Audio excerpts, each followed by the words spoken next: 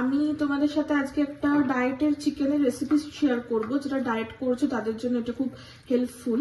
তো আমি কিছুটা বোনলেস চিকেন নিয়ে নিয়েছি, তার মধ্যে আমি নুন, ভিনিগার, গোলমরিচ গুঁড়ো আর আদা বাটা দিয়ে কিছুক্ষণের জন্য ম্যারিনেট করে রেখে দেবো। রেসিপিটা করতে যে যে ইনগ্রেডিয়েন্টসগুলো দরকার সেগুলো আমি দেখিয়ে দিচ্ছি।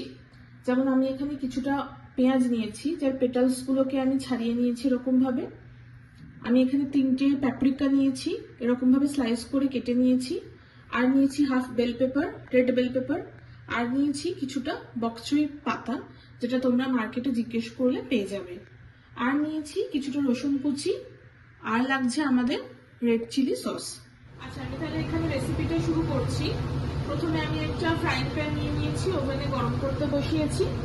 এবার আমি এখানে একটু সাদা তেল প্যানে অল্প করে দিয়ে দেবো।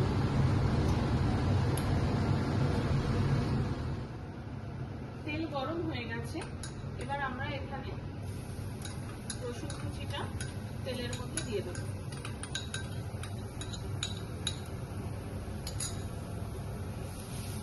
দিয়ে জাস্ট 1 মিনিটের জন্য এটাকে সতে করে দেবো।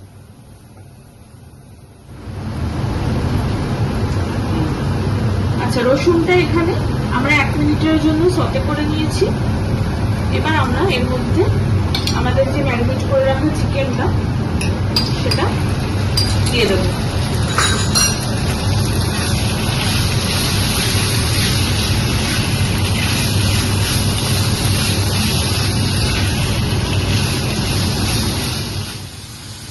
চিকেনটাকে আমরা 1-2 মিনিট হাই ফ্লেমে ভাজা ভাজা করে নিয়ে তারপরে আঁচটা কমিয়ে এটাকে আমরা চাপা দিয়ে দেবো। চিকেনটা আমরা ঢাকা দিয়ে 3-4 মিনিট মতো অল্প আছে একদম কুক করে নিয়েছি।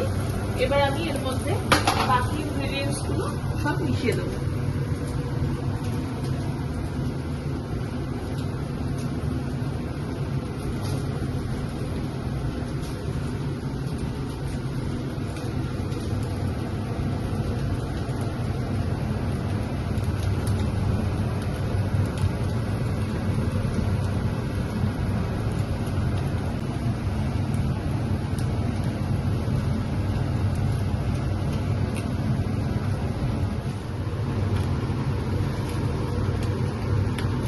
এবার আমরা সবকিছুকে খুব ভালো করে মিক্স করে নিয়ে আবার এটাকে অল্প আঁচে চাপা দিয়ে দেব।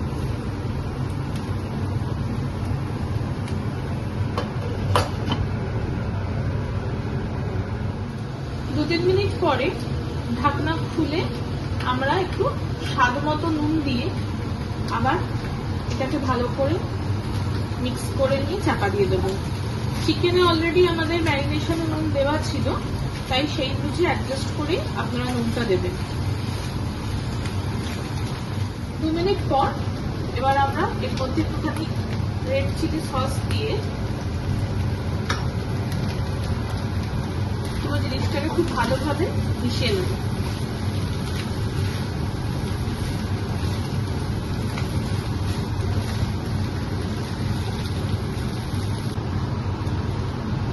এবার রেড চিলি সস দিয়ে ভালোভাবে মিশিয়ে নিয়ে একদমই নাড়াচাড়া করে নিলেই তৈরি আমাদের বকচুই চিকেন রেসিপি। এবার এটাকে গরম গরম সার্ভ করতে পারেন আপনারা ভাতের সাথে, বা রুটির মধ্যে র‍্যাপ করেও খেতে পারেন।